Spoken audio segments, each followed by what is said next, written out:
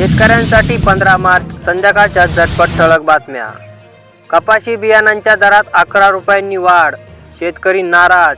आता 864 रुपयांना मिळणार बियाण्यांचे पाकिट, उत्पादन खर्च वाढणार। नुकसानीचा पंचनामा प्रतींसाठी आता खंडपीठाचे दार ठोठावणार। याचिका पंचनामे मिळाल्यास वाढणार भरपाईची रक्कम, भरपाईच्या खऱ्या खोट्यासाठी आवश्यक पंचनाम्यांच्या प्रती। व्याजासहित भरा पीक कर्ज, तरच व्याजमाफीचा फायदा। शेतकऱ्यांच्या खात्यात शासन भरणा करणार, व्याजाचे 6%। पीक नुकसानीची मदत मिळणार कधी? शेतकरी वंचित, दिग्रस खुर्चे शेतकऱ्यांच्या अडचणीत मोठी वाढ।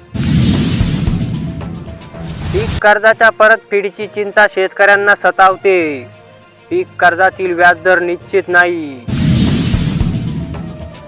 शेतकऱ्याला लुटणारा तोतया पोलीस 6 महिन्यांपासून फरार। आरोपीने 6,000 हिसकावले आणि 48,000 फोनपे केले।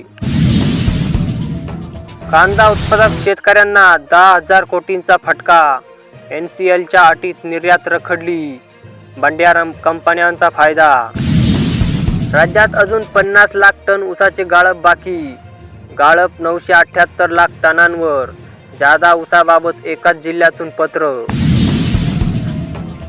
परभणी बाजार समितीत कापूस सर्वाधिक, 7,300 ते 8,000 रुपये प्रति क्विंटलचा भाव। देशातील साखर उत्पादनात 340 लाख टनांपर्यंत जाणार, इस्माचा अंदाज। महाराष्ट्र कर्नाटकात अंदाजापेक्षा अधिक उत्पादन।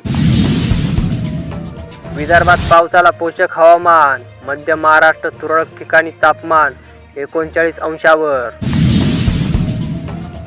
गहू मळणीसाठी एकरी 3500 रुपयांचा दर, काढणीसाठी शेतकऱ्यांची लगबग, मजुरांपेक्षा हार्वेस्टरला पसंती।